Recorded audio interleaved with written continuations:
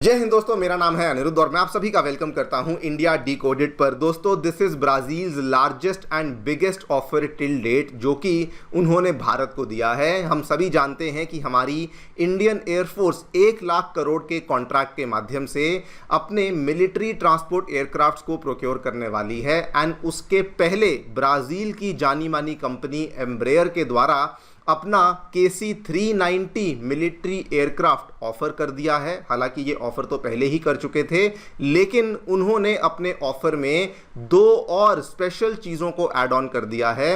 Number 1, और इसको ध्यान से सुनिए, दे आर सेइंग कि हम लोग दूसरे कंटेंडर यानी कि जो अमेरिका की लॉकहीड मार्टिन का C-130 एयरक्राफ्ट है उसकी तुलना में हम आपको 30% का डिस्काउंट देने के लिए तैयार हैं। और ये कोई इनडायरेक्ट डिस्काउंट नहीं कि उतनी ही कॉस्ट में हम आपको ज़्यादा एयरक्राफ्ट दे देंगे। दे आर सिंपली सेइंग कि अगर वो लोग आपको अपना एयरक्राफ्ट 100 करोड़ में देंगे, हम आपको अपना एयरक्राफ्ट सीधा 70 करोड़ में, मतलब कि 30% डिस्काउंट पे देने के लिए तैयार हैं। सेकेंडली, और ये बहुत इंपॉर्टेंट बन जाता है, दे आर ऑल्सो सेइंग कि हम लोग इस एयरक्राफ्ट को देने के साथ साथ इसके लिए जो MRO मेंटेनेंस, रिपेयर और ओवरहॉल का जो हब है वो भी इंडिया में बनाएंगे। और एक ऐसी फैक्ट्री इंडिया में हम लोग बनाने वाले हैं जिसमें कि ना केवल इन एयरक्राफ्ट्स को आप लोग मैन्युफैक्चर कर पाएंगे, बल्कि इन्हीं एयरक्राफ्ट्स का जो एक्सपोर्ट है वो भी आप दूसरी कंट्रीज में वहीं से बेसिकली कर भी सकते हैं। आप लोग यहाँ पे देख सकते हैं खबर दोस्तों, आज से 2-3 दिन पहले सामने आई है। Embraer claims KC-390 offer to Indian air force will come with 30% lower operating cost as compared to C-130J। यहां पर भी आप देख सकते हैं ये इनका ऑफर हालांकि पहले ही आ चुका था, लेकिन अभी इन्होंने अपने ऑफर को और भी ज्यादा टेम्पटिंग बना दिया है। क्या हुआ है, सभी चीज़ों के बारे में मैं आपके साथ चर्चा करूंगा, लेकिन दोस्तों पहले ही आपको बता दूं, this is a very considerable offer जो कि ब्राज़ील की एम्ब्रेयर ने हमें दिया है। उसके पीछे 3-4 बड़े कारण हैं। पहली बात तो ये वाला जो एयरक्राफ्ट है इसके जो यूज़र्स हैं ये दुनिया भर में बहुत सारी कंट्रीज़ हैं जो कि ऑलरेडी या तो इसको यूज़ कर रही हैं या फिर कई सारी कंट्रीज़ ऐसी हैं जिन्होंने इसका ऑर्डर ऑलरेडी प्लेस भी कर दिया है। इसमें आप देख सकते हैं ब्राज़ील तो ऑब्वियसली है ही, लेकिन इस बची हुई लिस्ट में अगर आप देखें पोर्चुगल, हंगरी, नीदरलैंड्स, ऑस्ट्रिया, चेक रिपब्लिक, स्लोवाकिया, कई सारी ऐसी कंट्रीज़ हैं जो कि नाटो के देश हैं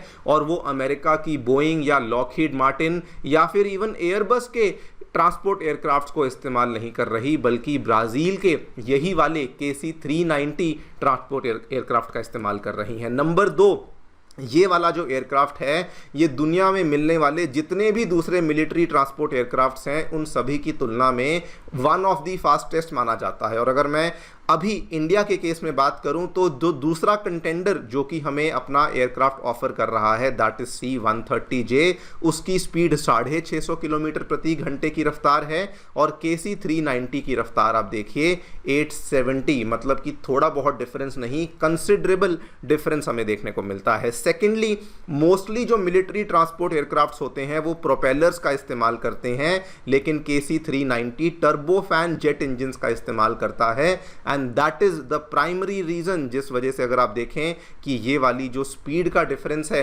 वो हमें देखने मिलता है। And thirdly, this is the first Brazilian aircraft जिसने कि दोस्तों अमेरिका की और यूरोप की डोमिनेंस को ब्रेक किया है। अभी तक अगर आप मिलिट्री ट्रांसपोर्ट एयरक्राफ्ट में देखें, एक तो अमेरिका डोमिनेट करता था, यूरोप का एयरबस करता था या फिर रशिया का जानी मानी कंपनी इल्यूशन करती थी, लेकिन ब्राज़ील ने अपने इस एयरक्राफ्ट से उन सभी कंपनीज की डोमिनेंस को ब्रेक किया है। इन सभी चीज़ों के बारे में हम लोग चर्चा करेंगे, क्या दोस्तों वो लोग ऑफर कर रहे हैं and should India consider this offer और नॉट, इसके बारे में चर्चा भी करी जाएगी। आइए शुरू करते हैं मेरे साथ। मेरा नाम है अनिरुद्ध। यदि आप लोग हमें फॉलो करना चाहते हैं तो दिए गए टेलीग्राम और व्हाट्सएप चैनल के माध्यम से ऐसा कर सकते हैं। अगर आपको हमारा कंटेंट पसंद आता है तो दिए गए QR कोड के माध्यम से हमें कंट्रीब्यूट भी कर सकते हैं। All right, directly coming to the news, क्या देखने मिला है दोस्तों, एम्ब्रेयर के द्वारा अभी जो किया गया है this is not just any marketing pitch. उनके द्वारा एक ऐसा ऑफर उन्होंने दिया है जो कि उन्होंने आज दिन तक पूरी दुनिया में किसी भी और कंट्री को नहीं दिया था।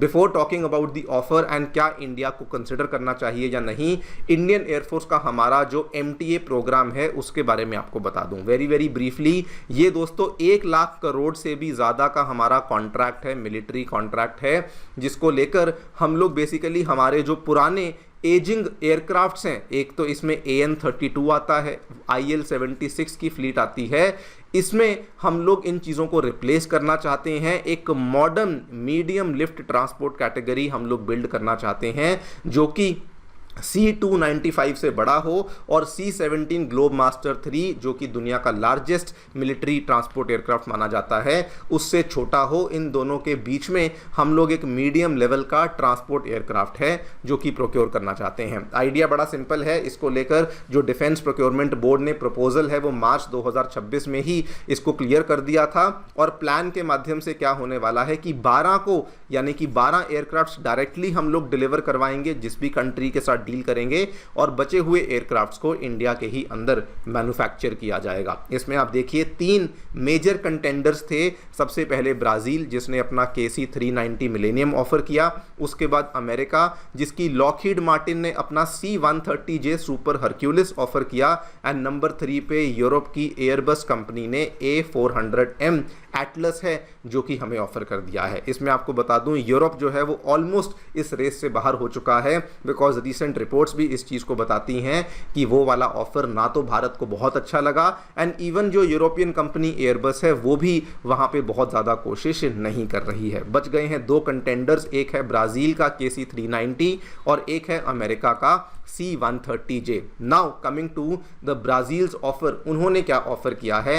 नंबर 1 30% अपफ्रंट डिस्काउंट देने के लिए तैयार हैं, मतलब जो भी कॉस्टिंग C-130J की होगी उसकी तुलना में ऑपरेटिंग कॉस्ट हम लोग आपको 30% का स्ट्रेट अवे डिस्काउंट देने के लिए तैयार हैं। उसके बाद एम्ब्रेयर ये भी कहता है कि KC-390 में हम जो आपको ऑफर कर रहे हैं that is a higher payload और हायर स्पीड की वजह से फास्टर मिशन कंप्लीशन का भी एडवांटेज दे रहे हैं और उसके अलावा avionics, cargo handling, self protection वगैरह वगैरह जैसी चीज़ें भी हम लोग आपको देने के लिए तैयार हैं। और ये दोस्तों वाकई में अगर आप रियलिटी में देखें तो इनके जो ऑफर है उसमें आपको ये चीज़ें देखने को मिलती भी हैं। सबसे पहले अगर मैं पेलोड की बात करूं, C-130J एयरक्राफ्ट के पेलोड की कितनी कैपेसिटी है? 20 टन की, लेकिन KC-390 की 26 टन के आसपास की कैपेसिटी है। मतलब कि सीधा सीधा अगर आप देखें 30% से ज़्यादा का आपको पेलोड देखने को मिल जाता है। इसका फ़ायदा क्या है? अब चूंकि ये एक ट्रांसपोर्ट एयरक्राफ्ट है, आप ज़्यादा ट्रूप्स को ट्रांसपोर्ट कर सकते हैं, ज़्यादा व्हीकल्स को, ज़्यादा एम्यूनिशंस को, और अगर आपको ज़्यादा पेलोड करने का ऑप्शन मिल जाता है तो आपको कम सॉर्टीज मतलब कि कम आपको राउंड्स लगाने पड़ेंगे सिमिलर मिशन के लिए। और स्पेसिफिकली अगर मैं बात करूं हिमालय में जाकर के अगर आपको चीज़ों को पहुंचाना है, रैपिड डिप्लॉयमेंट करनी है, उस केस में ये जो पेलोड कैपेसिटी है ये बहुत ज़्यादा मैटर भी कर जाती है। और अगर मैं स्पीड की बात करूं वहां पर भी जो ये स्पीड हमें ऑफर कर रहे हैं that is much more as compare to the other contender that is C-130J। KC-390 की स्पीड ऑलमोस्ट 870 kmph है, C-130J की स्पीड ऑलमोस्ट 650 kmph के आसपास है। और इसके फायदे क्या हैं? फास्टर रीइंफोर्समेंट होगी बॉर्डर्स की, जल्दी जल्दी चीज़ों को डिप्लॉय किया जाएगा, जल्दी जल्दी आप लोग अपनी जो रिस्पॉन्सिवनेस है उसको भी यहाँ पे बेहतर कर सकते हैं। और जो सबसे बड़ा ऑफर जो कि उन्होंने अभी अपने नए ऑफर के अंदर पेश किया है, सबसे बड़ी ऑफरिंग कह लीजिए, they are now saying local production, local assembly, local supply chains, local MRO system, और वो भी कोई छोटा मोटा नहीं, एक ऐसा एक्सपोर्ट हब हम लोग बनाएंगे जिसमें कि ना केवल इंडिया इन एयरक्राफ्ट को प्रोड्यूस करेगा बल्कि कल को उसी एक्सपोर्ट हब के माध्यम से इंडिया उन्हीं एयरक्राफ्ट्स को आगे चल कर के दूसरी कंट्रीज़ में एक्सपोर्ट भी कर सकता है। स्पेसिफिकली एशिया पैसिफिक में आने वाली कंट्रीज़ में उन चीज़ों को एक्सपोर्ट भी किया जा सकता है। इसको लेकर आपको मालूम होगा एम्ब्रेयर ने महिंद्रा के साथ दोस्तों ऑलरेडी पार्टनरशिप भी कर ली है। अगर इसको चुना जाता है तो कल को महिंद्रा और एम्ब्रेयर मिलकर के इस पूरे के पूरे लोकल MRO फैसिलिटी और फैक्ट्री को एस्टैब्लिश करेंगे जो कि इवेंचुअली एक एक्सपोर्ट हब के तरह भी फंक्शन कर पाएगा। नाउ सबसे बड़ा क्वेश्चन ये आता है, शुड इंडिया कंसिडर इट और नॉट। तो दोस्तों अगर मैं पेलोड की बात करूं, स्पीड की बात करूं, या फिर जो ये एमआरओ फैसिलिटी और फैक्ट्री बनाने की बात कर रहे हैं, उस केस में यस, ये ऑफर बहुत ही टेम्पटिंग बन जाता है और हमें इसे बहुत ज़्यादा सीरियसली कंसिडर भी करना चाहिए। लेकिन एट द सेम टाइम अगर मैं दूसरे C-130J की बात करूं, let me tell you, India काफ़ी लंबे टाइम से उसको ऑलरेडी इस्तेमाल करता आया है। इंडिया केवल C-130J नहीं बल्कि C सीरीज़ वाले C-17, C-295 को भी ऑपरेट करता है।